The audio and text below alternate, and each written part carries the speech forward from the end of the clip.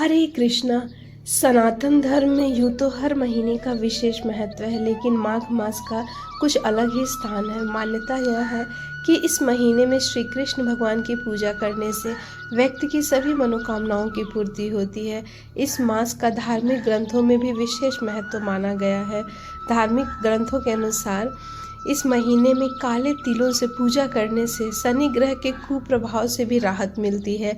इसके अलावा इस दौरान काले तिलों से पितृ तर्पण किया जाए तो पितृ दोष से भी मुक्ति मिलती है। माघ महीने में श्री कृष्ण की पूजा में लड्डू का भोग लगाना चाहिए।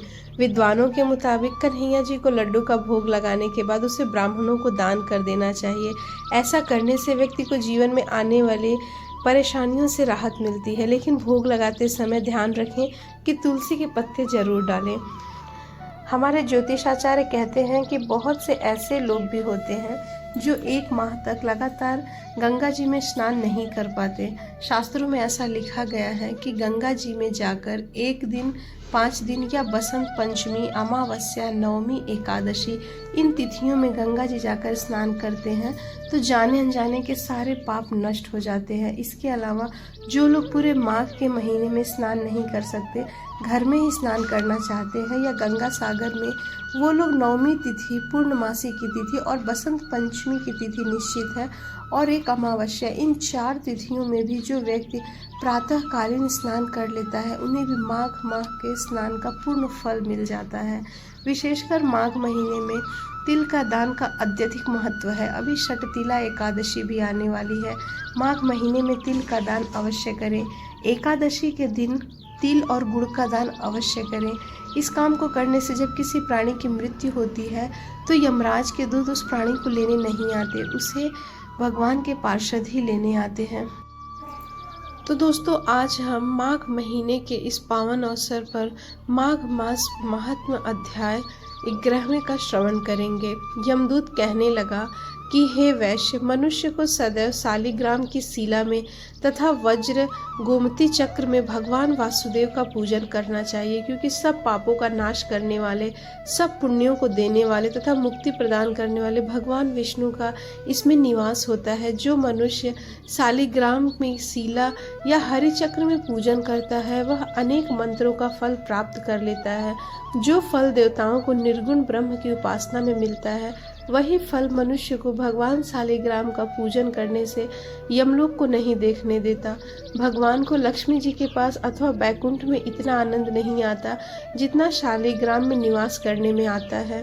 स्वर्ण कमल युक्त करोड़ों शिवलिंग के पूजन से इतना फल नहीं मिलता जितना एक शालिग्राम के पूजन से मिलता है। भक्ति पूर्वक शालिग्राम का पूजन करने से विष्णु लोक में वास करके मनुष्य चक्रवर्ती होता है।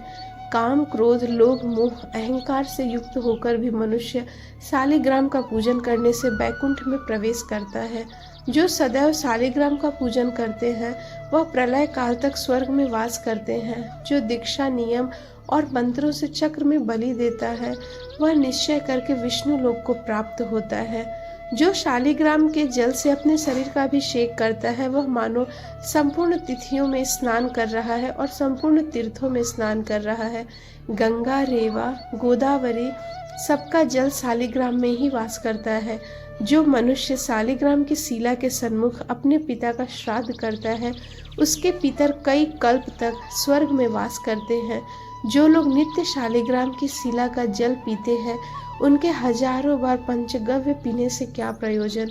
यदि शालिग्राम की शिला का जल पिया जाए तो सहस्त्रों तीर्थ करने से क्या लाभ। जहाँ पर शालिग्राम है वह स्थान तीर्थ के समान पवित्र हो जाता है। वहाँ पर किए गए संपूर्ण दान, होम करोड़ों गुना फल प्राप्त देते हैं। जो एक बूंद भी शालिग्राम का जल पी लेता है वह माता के स्तनों का दुग्ध पान नहीं करता, अर्थात कभी जन्म मृत्यु के चक्र में नहीं पड़ता और न ही गर्भाशय में आता है।